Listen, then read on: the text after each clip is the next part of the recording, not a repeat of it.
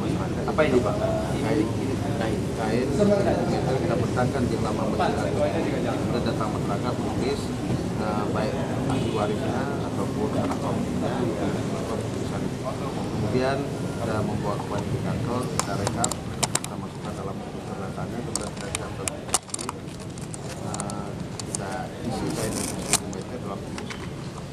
Kemudian data yang ditulis berdasarkan rekap itu 21.165 orang yang ditulis. Memang nama itu ada yang double, tetapi kita tidak berhak melakukan audit karena itu amanah penulis.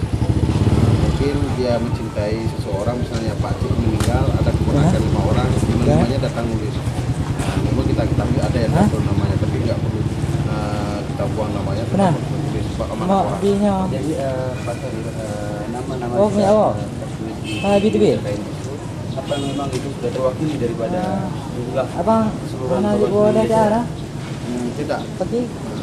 Kita hanya mengimbau lewat media massa, lewat radio untuk mereka datang ke Masjid Agung yang kita sediakan kain. Masyarakat yang mau berpartisipasi, ya itulah hasilnya.